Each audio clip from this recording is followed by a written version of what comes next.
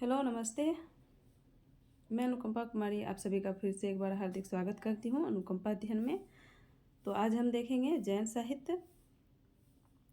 इससे पहले हमने सिद्ध साहित्य और महत्वपूर्ण प्रश्नों को देख लिया है।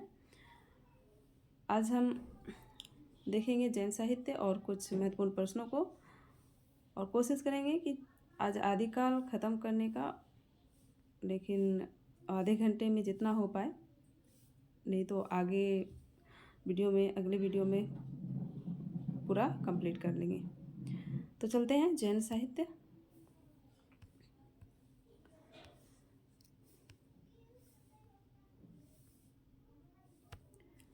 बारहवीं और 13वीं शताब्दी में जैन कवियों के द्वारा अपने धर्म का प्रचार व प्रसार करने के लिए जो साहित्य रचा गया वही जैन साहित्य या रास साहित्य है।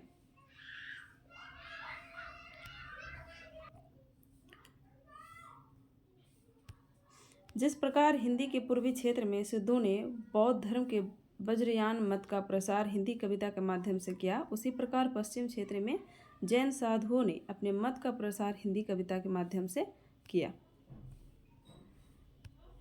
जैन कवियों की रचनाएं आचार, रास, फागन, चरित्र आदि विभिन्न शैलियों में मिलती है। तो अगर पूछ लिया जाए जैन कवियों की रचनाएं किस शैली में मिलती है, तो आचार, रास और फागन, चरित्र आदि विभिन्न शैलियों में मिलती हैं। आचार शैली में घटनाओं के स्थान पर उपदेशात्मकता को प्रधानता दी जाती है। उनके लेखन का प्रमुख उद्देश्य धर्म तत्व का निरूपण करना माना जाता है। जैन तीर्थंकरों के जीवन चरित्र तथा वैष्णव अवतारों की कथाएं जैन आदर्शों के आवरण में रास नाम से ही पदबद्ध की गई थी। जैन साहित्य का सबसे लोकप्रिय रूप रास ग्रंथ बन गया। वीर गाथाओं में रास को ही रासो कहा गया, परंतु उनकी विषय भूमि जैन रास से भिन्न हो गई थी। तो ये बात, यानी रास जो है रासो ही कहा गया बाद में चल के, लेकिन उसकी विषय जो भूमि है वो भिन्न हो गई आगे चलकर। रास काव्य परंपरा में प्राचीनतम ज्ञात ग्रंथ रिपुदारन रास यानी संस्कृत भाषा की रचना है, जो प्राचीनतम ग्रंथ माना जाता है रास साहित्य यानी जैन साहित्य का। डॉक्टर दशरथ ओझा ने इसका समय 905 ईस्वी बताया है। रिपुदारन रास संस्कृत भाषा में लिखा है तथा इसमें अभिनय, नृत्य और गान इन तीनों तत्वों का मिश्रण मिलता है। तो रिपुदार रास जो है वो इसमें अभिनय, नृत्य और गान इन तीनों तत्वों का मिश्रण मिलता है। जिनदत्त सूरि द्वारा रचित उपदेश रसायन रास अपभ्रंश भाषा का सर्वप्रथम रास ग्रंथ है। अपभ्रंश भाषा का दूसरा रास या रासक काव्य अब्दुल रहमान द्वारा रचित संदेश रासक है। हिंदी का प्रथम ऐतिहासिक रास ग्रंथ 5 पांडव चरित्र रास है।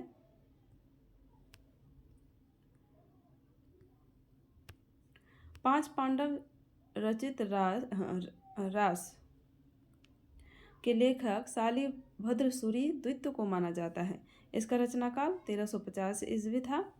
आदिकालीन जैन साहित्य में भारतेश्वर बाहुबली रास को जैन साहित्य की रास परंपरा का प्रथम ग्रंथ माना जाता है। इसकी रचना 1184 ईस्वी में शालिभद्र सूरि ने की है। अगर आगे है जैन साहित्य की रचनाएं एवं रचनाकार, तो यहाँ से हम नोट्स को देखने का नोट्स से प्रयास करेंगे। क्या होता है कि जब हम मोबाइल्स में नोट करते हैं, टाइप करते हैं, तो स्पेस देने के बाद वो अपने आप जो वर्ड है वो चेंज हो जाता है और इसमें गलतियाँ बहुत दिख जाती हैं। तो हमने टाइप नहीं किया है, तो नोट्स से ही पढ़ना हमको लग रहा है बेहतर होगा। तो चले नोट्स से हम देखेंगे। आदिकालीन जैन साहित्य रचनाएं, तो सबसे पहला आ जाता है आपका श्रावकाचार्य।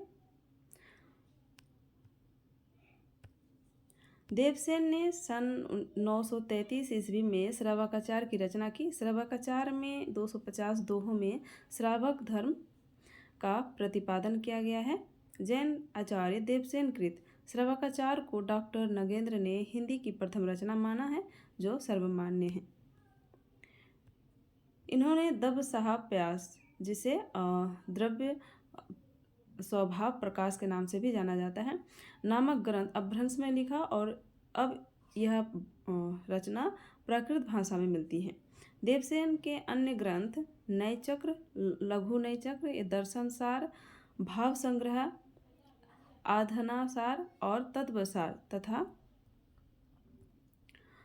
सावयधम दोहा है।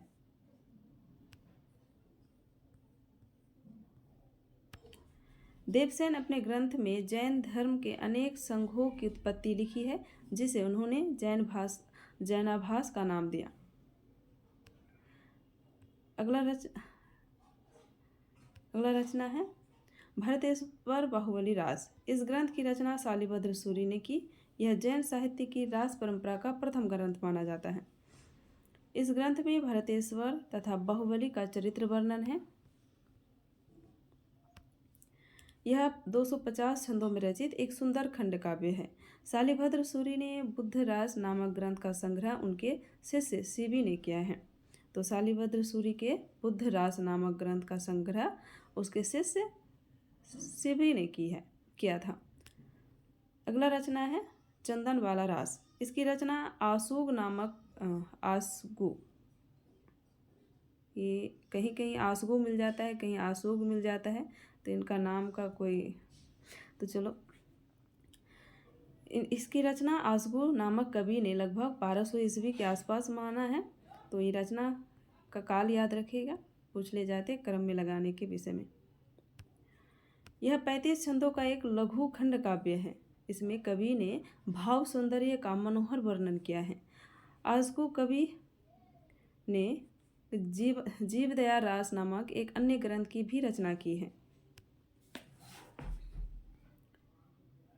अगला रचना है स्थूलीभद्र रास। इसकी रचना जिनधर्म सूरि ने 1209 ईस्वी में की। तो इन जैन कवियों की रचनाओं के अगर रचना काल याद रखना है, इससे अभी तक तो ज़्यादा प्रश्न नहीं पूछे गए। ये रचना काल से संबंधित क्रम से लगाने के संबंधित में प्रश्न ज़्यादातर पूछे जाते हैं। रेवंतगिरी रास, इनकी रचना विजयसेन सूरि ने 1231 ईस्वी के आसपास किया। रेवंतगिरी रास में जैन तीर्थ रेवंत गिरी तथा तीर्थकर नेमिनाथ की प्रतिभा के महत्व का प्रतिपादन ऐतिहासिक एवं पौराणिक इतिवृत्त तथा प्राकृतिक सौंदर्य के आधार पर किया गया है। यात्रा तथा मूर्ति स्थापना की घटनाओं पर आधारित यह रास वास्तुकलात्मक सौंदर्य की भी आकर्षण प्रस्तुत करता है। रेवंतगिरी रास 4 कड़बकों में विभक्त है। अगला रचना है नेमिनाथ रास। इसकी रचना सुमति गनी ने 1213 ईस्वी में की थी। इस रचना में कवि ने 58 छंदों में नेमिनाथ का चरित्र सरल शैली में वर्णित किया है। नेमिनाथ के प्रसंग में श्री कृष्ण का वर्णन इस काव्य का विषय है। इस रचना की भाषा अपभ्रंश से प्रभावित राजस्थानी हिंदी है। चौपाई छंद में 12 मासा का वर्णन विनय चंद्र सूरि द्वारा रचित नेमिनाथ चौपाई से माना जाता है। अगला है नाथ साहित्य। हमने सिद्ध साहित्य, जैन साहित्य देख लिया, अब हम देखेंगे नाथ साहित्य। तो चलते हैं फटाफट प्रश्नों को देखने का प्रयास करते हैं। एग्जाम से पहले संपूर्ण इकाई 1 से लेकर 10 तक के संपूर्ण इकाइयों को देखने का प्रयास करेंगे एक रिवीजन के तौर पर। नाथ पंथ का प्रवर्तन मत्स्येंद्र नाथ और गोरखनाथ हैं। सिद्धों की बागमार्गी योग प्रधान योग साधना की प्रतिक्रिया के रूप में आदिकाल में नाथ पंथियों की हठ योग आरंभ हुई। डॉक्टर रामकुमार वर्मा नाथ पंथ के चरमोत्कर्ष का समय 12वीं से 14वीं शताब्दी के अंत तक मानते हैं। डॉक्टर हजारी प्रसाद द्विवेदी के अनुसार नाथ पंथ या नाथ संप्रदाय के सिद्धमत या सिद्ध मार्ग, योग संप्रदाय, अवधूत मत एवं अवधूत संप्रदाय नाम भी प्रसिद्ध है। तो नाथ पंथ को इन नामों से प्रसिद्ध है। सिद्धगण नारी भोग में विश्वास करते थे, परंतु नाथपंथी इसके विरोधी थे। किसके? नारी भोग के विरोधी थे। और नारी को इसमें कहा गया है कि नाथ संप्रदाय में नारी की निंदा की गई है। ये प्रश्न पूछ लिए जाते हैं, तो जो व्याख्यात्मक है इसे ध्यान से थोड़ा समझने का प्रयास करेंगे। इन्होंने सिद्धों की बहिर्वर्ती साधना के विपरीत अंतर साधना पर बल दिया है।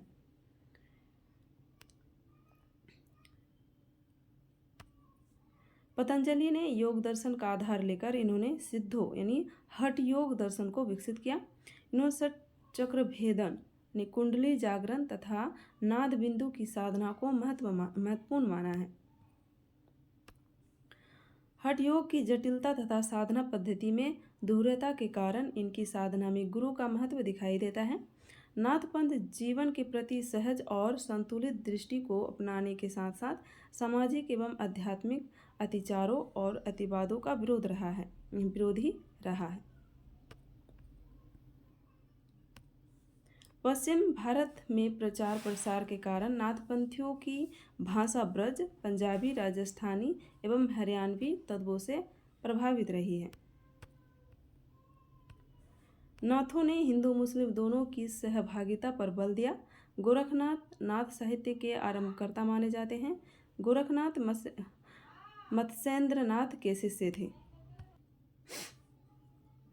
राहुल सांस्कृत्यायन के अनुसार गोरखनाथ का समय 845 ईस्वी माना जाता है।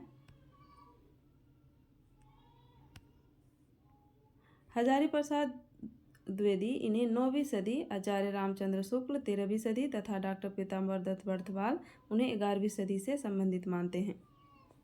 गोरखनाथ के द्वारा रचित 40 रचनाएं मानी जाती हैं, परंतु डॉक्टर पीताम्बर दत्त बर्थवाल ने केवल 14 रचनाएं ही उनके द्वारा रचित माना है। तो देख लेते हैं उनकी द्वारा रचित रचनाएं। गोरखनाथ शब्दी पद, प्राण संकली, शिष्यादर्शन, नरवे बोध, अभय मात्रा जोग, आत्मबोध, सप्तवार और मच्छिंद्र गोरख बोध, रोगावली, ज्ञान तिलक, 15 तिथि, ज्ञान चौतीसा और पंचपात्रा इनकी रचनाएं हैं। डॉक्टर पीताम्बर दत्त बर्थवाल ने गोरखवाणी नाम से उनकी रचनाओं का संकलन भी संपादित किया है। हठ योगियों ने सिद्ध सिद्धांत पद्धति ग्रंथ के नाम से हठ योगी ने सिद्ध सिद्धांत पद्धति ग्रंथ के अनुसार ह का अर्थ सूर्य तथा ठ का अर्थ चंद्र माना है। इन दोनों के योग को ही हठ योग कहते हैं।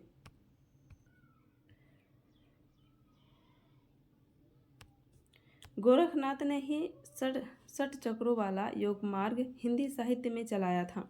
हठ योग में विश्वास करने वाला हठ योग साधना द्वारा शरीर एवं मन को शुद्ध करके शून्य में समाधि लगाता था।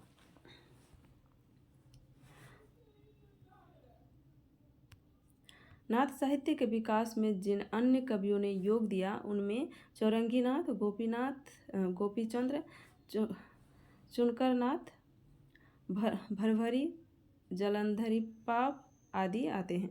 सभी हठ योगी गोरखनाथ के भावों का अनुकरण करते हैं। मत्स्येंद्रनाथ को मणिनाथ और मच्छिंद्रनाथ भी कहा जाता है। मत्स्येंद्रनाथ चौथे बोधिसत्व आलोकितेश्वर के नाम से भी प्रसिद्ध हुए। मिश्र बंधु ने गोरखनाथ को हिंदी का प्रथम गद्य लेखक मानते हैं। अगला है रासो साहित्य। तो इसमें थोड़ा सा बहुत लंबा चौड़ा आ जाएगा, तो चलो इसको फटाफट देख लेते हैं। रासो ग्रंथ वीर गाथा परक थे। रासो ग्रंथों की विषय वस्तु का मूल संबंध राजाओं के चरित्र तथा प्रशंसा से संबंधित है। रासो काव्यों के रचयिता राजाओं के चरित्र का वर्णन करते थे। रासो काव्य वीर रस प्रधान है। रासो शब्द की व्युत्पत्ति, तो रासो शब्द की व्युत्पत्ति मान लेते हैं, देखते हैं। गारसा दत्तासी ने रासो शब्द की व्युत्पत्ति राजसूय से माना है। तो ये प्रश्न पूछे जाते हैं, गए थे कि राजसूय से किसने रासो शब्द की उत्पत्ति मानी है, तो गारसा दत्तासी ने माना है। कविराज श्यामदास तथा काशी प्रसाद जायसवाल ने रहस्य शब्द से माना है। आचार्य शुक्ल ने रासो शब्द का व्युत्पत्ति विशलदेव रासो की एक पंक्ति जिसमें रसायन शब्द का उल्लेख है माना है, जिसमें कहा गया है 1272 मझारी जेठ बुधि नबी बुधवारी नालह रसायन आरंभई शारदा तोठी ब्रह्म कुमारी। तो यहाँ जो रसायन दिए गए हैं इसी से आचार्य शुक्ल ने रास साहित्य का उत्पत्ति रसायन से माना है। रासो साहित्य की उत्पत्ति रसायन से माना है। डॉक्टर नरोत्तम स्वामी ने रासो शब्द की व्युत्पत्ति राजस्थानी भाषा के रसिक शब्द से माना है, जिसका अर्थ है कथा काव्य। आचार्य हजारी प्रसाद द्विवेदी का मत है सर्वाधिक समीचीन है। इन्होंने संस्कृत के रासक शब्द से व्युत्पत्ति माना है। इसके अनुसार रासक एक छंद भी है और काव्य भेद भी।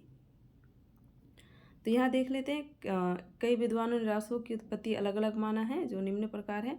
गारसा दत्तासी ने राजसूय, हरप्रसाद शास्त्री राजयस, नरोत्तम स्वामी रसिक, कविराज श्यामलदास रहस्य, काशी प्रसाद जायसवाल रहस्य, आचार्य रामचंद्र शुक्ल रसायन, नंदुलारे वाजपेयी रास, हजारी प्रसाद द्विवेदी रासक। तो बहुत सारे दिए गए हैं। गणपति चंद्र रासक से मानते हैं। रासो काव्य परंपरा, रासो काव्य परंपरा देख लेते हैं। डॉक्टर गणपति चंद्र गुप्त ने रासो काव्य परंपरा को 2 वर्गों में विभक्त किया है, धार्मिक रासो काव्य परंपरा और ऐतिहासिक रासो काव्य परंपरा।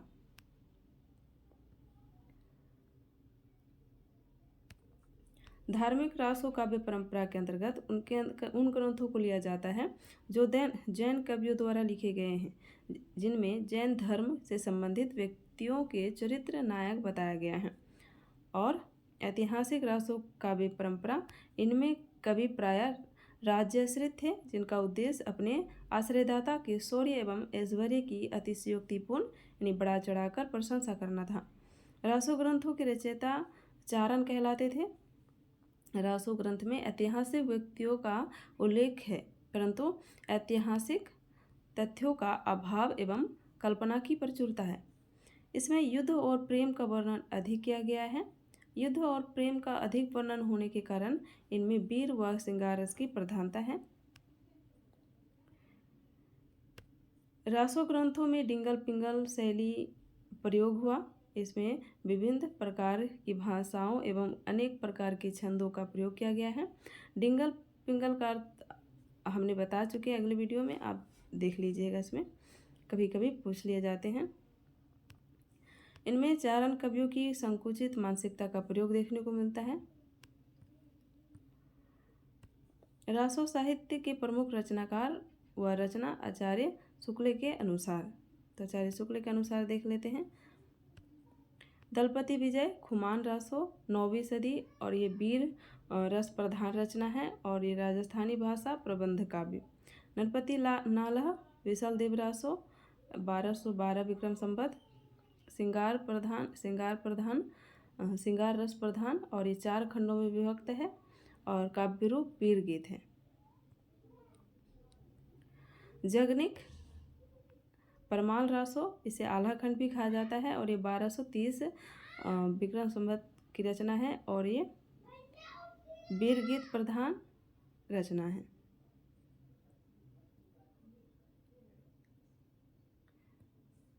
चंद्रबरदाई पृथ्वीराज रासो वीर और श्रृंगार रस प्रधान, इसमें 69 समय या सर्ग है और ये पिंगल भाषा में रचा गया रचना है और ये प्रबंध काव्य है। केदार भट्ट जयचंद्र प्रकाश 1224 विक्रम संवत, वीर रस प्रधान और प्रबंध काव्य। मधुकर भट्ट जयमयंक जसचंद्रिका 1243 विक्रम संवत और प्रबंध काव्य। सारंगधर हमीर रासो, नल्हर सिंह विजयपाल रासो वीर रस प्रधान 43 छंद और वीर गीत काव्य है। श्रीधर रनमल छंद 1454 विक्रम संवत और वीर रस प्रधान 70 छंद डिंगल भाषा की रचना है। आगे देख लेते हैं कुछ अन्य रासो काव्य। रचना का नाम है कलयुग रासो, रसिक गोविंद, कायम खा रासो, नियामत खा या जान कवि, राम रासो, समय सुंदर। तो ये लगभग प्रश्न नहीं के बराबर आते हैं, तो इसे हम छोड़ते हुए चलेंगे। तो एक एक रचना के बारे में देख लेते हैं। बिसलदेव रासो को, बिसलदेव रासो की रचना नरपति नाहला ने 1155 ईस्वी में किया है, जिसे 1212 विक्रम संवत समय माना जाता है। इसमें भोज परमाल की पुत्री राजमती और अजमेर के चौहान राजा बिसलदेव तृतीय के विवाह, वियोग एवं पुनर्मिलन की कथा सरस शैली में प्रस्तुत की गई है। राजमती की बातों से रुष्ट होकर स्वाभिमानी राजा उड़ीसा चला जाता है। हिंदी में सर्वप्रथम 12 मासा का वर्णन बिसलदेव रासो में ही मिलता है। इसमें श्रृंगार रस की प्रधानता है। आचार्य शुक्ल ने वीर काव्य परंपरा का प्रथम ग्रंथ बिसलदेव रासो को स्वीकार किया है। यह 128 छंदों का मुक्तक काव्य है। इसमें श्रृंगार के संयोग व वियोग पक्षों के अत्यंत मार्मिक चित्र कवि ने प्रस्तुत किए हैं। इस काव्य को 4 खंडों में विभक्त किया गया है। पहला है प्रथम खंड बिसलदेव और राजमती का विरह वर्णन। द्वितीय खंड है राजमती से रुष्ट होकर 12 वर्ष के लिए उड़ीसा जाने का वर्णन।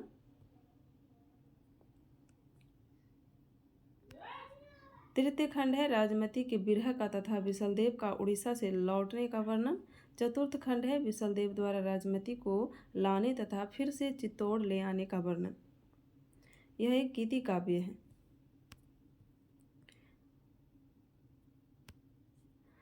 यह काव्य ग्रंथ नहीं है, इसे केवल गाने के लिए रचा गया है, यानी यह एक गीति काव्य है। इसमें साहित्य भाषा का प्रयोग नहीं होकर राजस्थानी, ब्रज एवं मध्य देश की भाषा का प्रयोग हुआ है।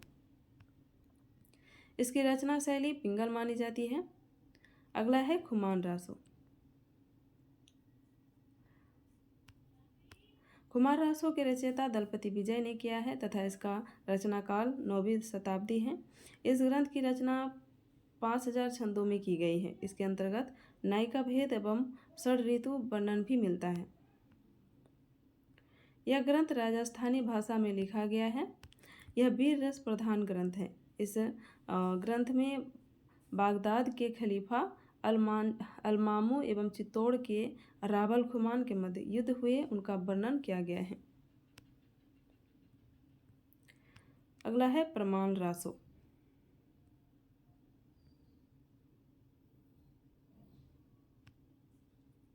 यह जगनिक द्वारा 1230 विक्रम संवत में रचा गया वीर रस प्रधान रचना है।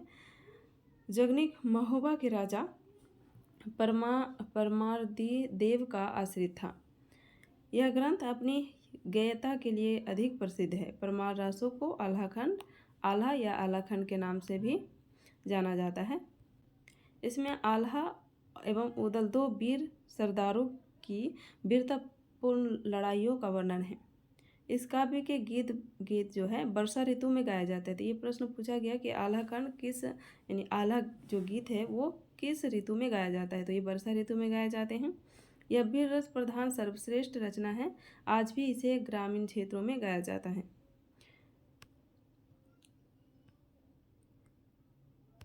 इस ग्रंथ की यह पंक्तियाँ प्रसिद्ध है जिसमें वीर रस की हुंकार दिखाई देती है। 12 बरिस ले कुकर जिए और 13 ले जिए सियार, बरिस 18 छत्री जिए, आगे जीवन को धिक्कार। तो इसमें वीर रस की हुंकार सुनाई देते ही बहुत उत्साहित पंक्ति है। आचार्य हजारी प्रसाद द्विवेदी जी ने इस को अर्ध प्रमाणिक माना है। सर्वप्रथम चार्ल्स एलियट ने इसका प्रकाशन आल्हाखंड नाम से कराया था। अगला है पृथ्वीराज रासो। पृथ्वीराज रासो की रचना चंद्रबरदाई ने की। इस ग्रंथ का वर्ण विषय पृथ्वीराज की गाथा का वर्णन करना है। आचार्य रामचंद्र शुक्ल के अनुसार पृथ्वीराज रासो को हिंदी का प्रथम महाकाव्य माना है और चंद्रबरदाई को हिंदी का प्रथम महाकवि। मिश्र बंधुओं ने लिखा है, हिंदी का वास्तविक प्रथम महाकवि चंद्रबरदाई को ही कहा जा सकता है। चंद्रबरदाई पृथ्वी का मित्र एवं दरबारी कवि था। इसमें वीर एवं श्रृंगार रसों का सुंदर प्रयोग हुआ है। पृथ्वीराज रासो वीर रस प्रधान ग्रंथ है। इसके बृहद संस्करण में 69 सर्ग हैं। इसमें अनुप्रास व यमक अलंकार की अधिकता है। इस महाकाव्य में कुल 16,306 पदों के लिए 68 प्रकारों के छंदों का प्रयोग किया गया है, जिनमें 26 छंद का अधिक प्रयोग किया गया है। पृथ्वीराज रासो को छंदों का अजायब घर कहा जाता है। पृथ्वीराज रासो राजस्थानी व ब्रजभाषा का सम्मिलित प्रयोग है। इसमें ब्रजभाषा का अधिक प्रयोग होने के कारण पिंगल शैली का प्रयोग हुआ है। पृथ्वीराज रासो में नायक अजमेर के चौहान, राजा अर्नोराज के पौत्र एवं सोमेश्वर के पुत्र पृथ्वीराज चौहान तथा नायिका कन्नौज के राजा जयचंद की पुत्री संयोगिता है। हजारी प्रसाद द्विवेदी ने पृथ्वीराज रासो को सुखसुखी संवाद के रूप में रचित माना है। पृथ्वी के उत्तरार्ध भाग को चंद्रबरदाई के पुत्र जलहन ने पूरा किया है। इस संबंध में उक्त कथन प्रसिद्ध है। पुस्तक जलहन हत दे चली गज्जन निरपकाज। पृथ्वीराज रासो की सर्वप्रथम जानकारी कर्नल टॉड ने अपने ग्रंथ annals and antiquities of Rajasthan 1839 ईस्वी में प्रदान की थी। इन्होंने इसके एक भाग को संगोप्ता नेम के नाम से प्रकाशित कराया है। बच्चन सिंह ने लिखा है, यह पृथ्वीराज रासो एक राजनीतिक महाकाव्य है। दूसरे शब्दों में राजनीति की महाकाव्यात्मक त्रासदी है। कायमासबद्ध पृथ्वीराज रासो का एक महत्वपूर्ण समय सर्ग है। इस रचना के कुछ पद पुरातन प्रबंध संग्रह में प्राप्त होते हैं, जिससे इस ग्रंथ की प्राचीनता प्रमाणित होती है। आचार्य रामचंद्र शुक्ल ने इस ग्रंथ को जाली बताया। डॉक्टर नगेन्द्र ने इस रचना को घटना कोश कहकर पुकारा है। कर्नल टॉड ने इस रचना को ऐतिहासिक ग्रंथ माना। बाबू श्याम सुंदर व उदय नारायण तिवारी ने इसे विशाल वीर काव्य कहकर पुकारा है। पृथ्वीराज रासो का प्रामाणिकता और अप्रामाणिकता में विद्वानों के बीच मतभेद है, जो निम्नलिखित है। तो यहाँ देख लेते हैं। प्रामाणिक जो विद्वान पृथ्वीराज रासो को प्रामाणिक मानते हैं, उसमें है श्याम सुंदर दास, मिश्र बंधु, मोहनलाल, विष्णुलाल पांड्या और कर्नल टॉड। तो आप इसे याद कर सकते हैं, श्याम मोहन के मित्र से आप इसे याद कर सकते हैं। श्याम मोहन और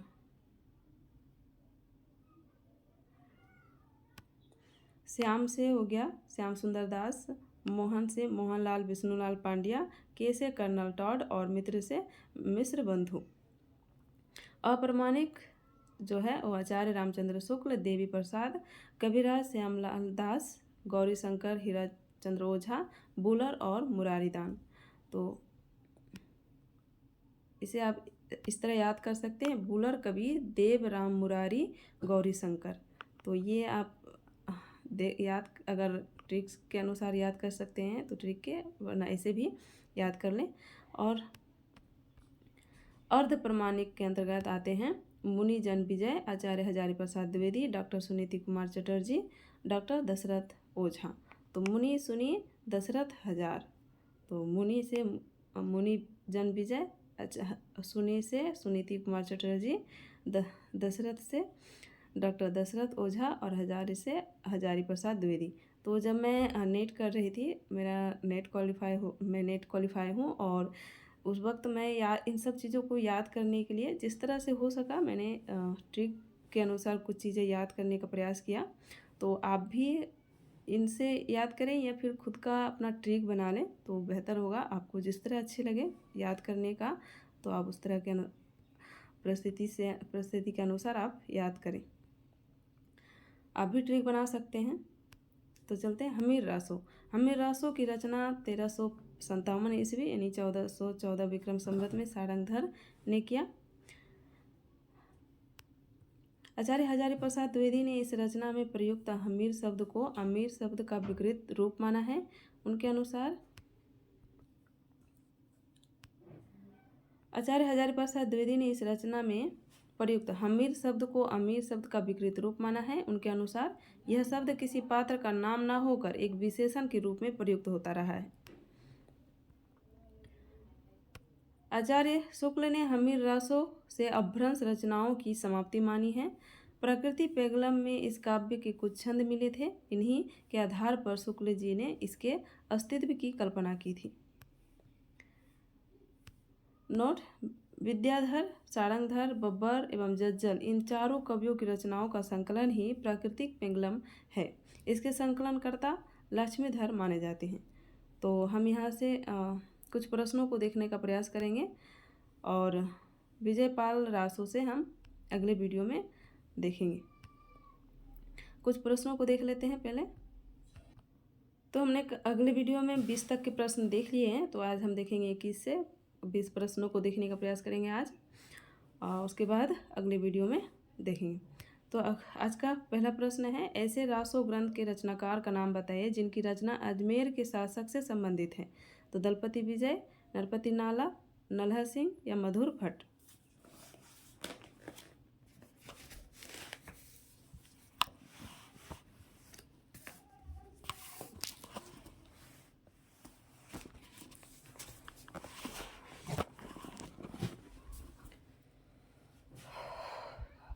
तो इसका सही आंसर हो जाएगा बी, नरपति नाला।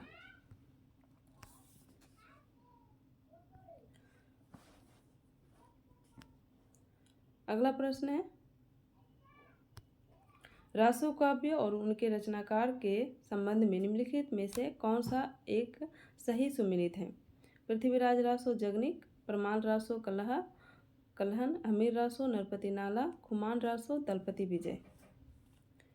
तो 22 का सही आंसर हो जाएगा कौन सा विकल्प सही सुमेलित है। तो इसका सही आंसर हो जाएगा डी, खुमान रासो दलपति विजय। ये खुमान रासो के रचनाकार दलपति विजय हैं। निम्नलिखित कृतियों और उनके कृतिकार के संबंध में सत्य कथन है को चुनिए। परमाल रासो, तो ये भी और किसकी रचना है, जगनिक। खुमान रासो दलपति विजय, संदेश रासक अब्दुल रहमान और जस चंद्रिका जिंदत सूरी।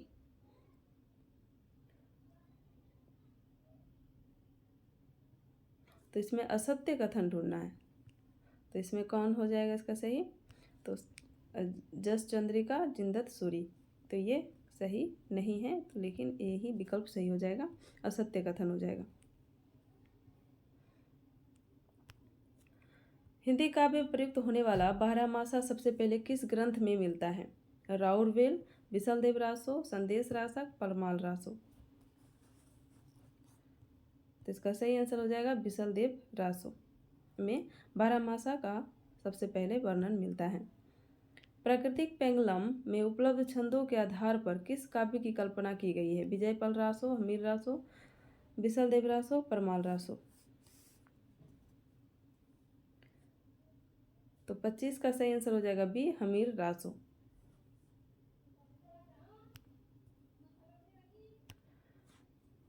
राठौरारी ख्यात में किन ग्रंथों का उल्लेख हुआ है। पृथ्वीराज रासो और परमाल रासो, जयचंद्र प्रकाश और जयमंग जसचंद्रिका, हमीर रासो और पृथ्वीराज विजय, पौम चिरऊ और रिठनेमी चिरऊ। तो इसका सही हो जाएगा जयचंद्र प्रकाश और जयमंग जसचंद्रिका। कन्नौज के राजा जयचंद्र की वीर गाथा का गान किया गया है किसमें। तो इसका सही विकल्प कौन सा हो जाएगा। तो इसका सही आंसर हो जाएगा भटकेदार कृत जयचंद्र प्रकाश में।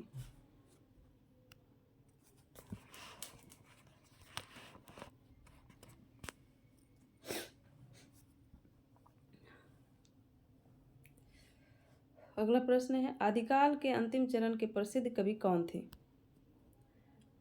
अंतिम चरण के अब्दुल रहमान, अमीर खुसरो, स्वयंभू, सरहपाद।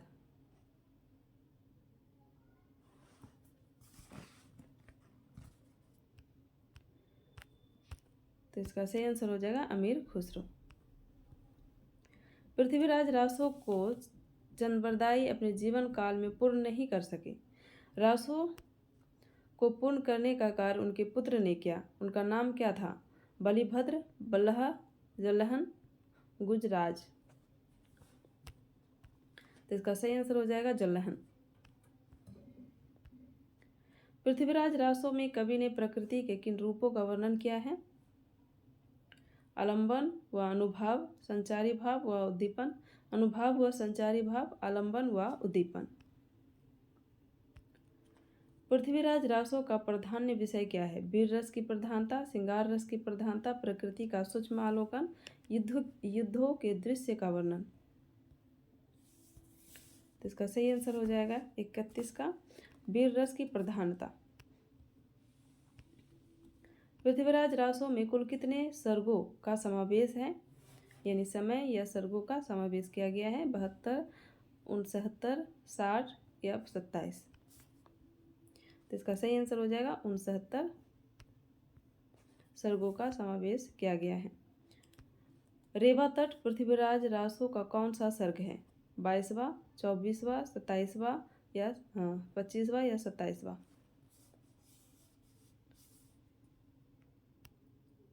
तो इसका सही आंसर हो जाएगा 27वां।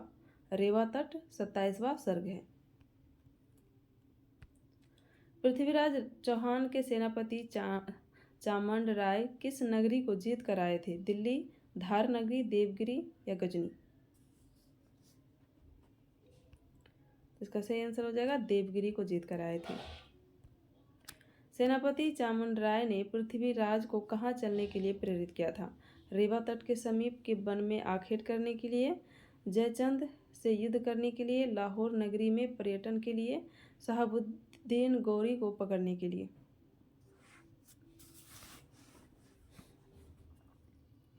तो इसका सही आंसर हो जाएगा ए, रेवा तट के समीप के वन में आखेट करने के लिए।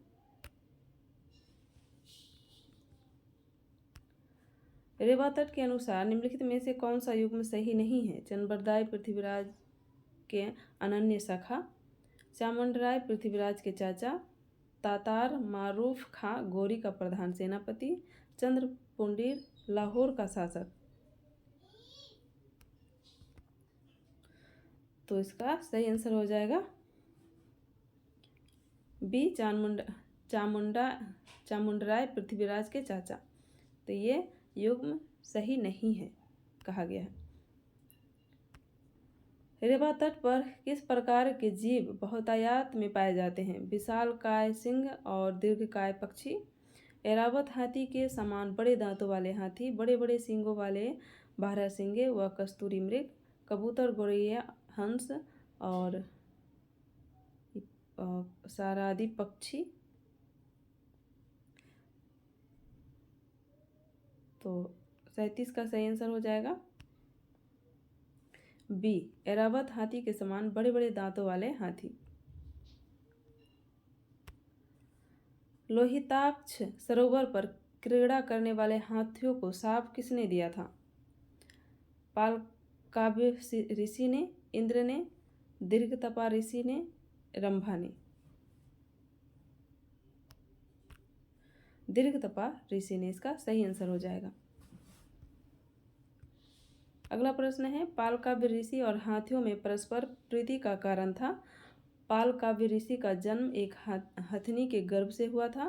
पालकाव्य ऋषि भी एक हाथी थे। पालकाव्य ऋषि पशु पक्षियों से प्रेमवत व्यवहार रखते थे।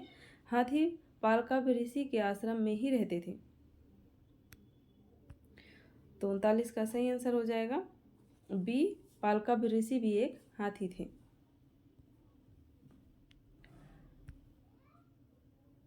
40वां प्रश्न है यानी आज का लास्ट प्रश्न, हाथियों के दुर्बल होने का मुख्य कारण क्या था? राजा रोमपाद ने उन्हें पकड़कर पिंजरे में डाल दिया था। राजा रोमपाद ने उसके लिए भोजन की व्यवस्था नहीं की थी। पालकाव्य ऋषि के विरह में हाथी सुकाय होते चले गए। राजा रोमपाद ने उन्हें युद्ध के मैदान में छोड़ दिया। तो 40 का सही आंसर हो जाएगा सी, पालकाव्य ऋषि के विरह में हाथी कुशकाय होते चले गए। तो चलते हैं आज अगले वीडियो में आगे का प्रश्न और आगे का व्याख्यात्मक आदिकाल को देखेंगे। तब तक के लिए आप सभी को धन्यवाद। मिलते हैं अगले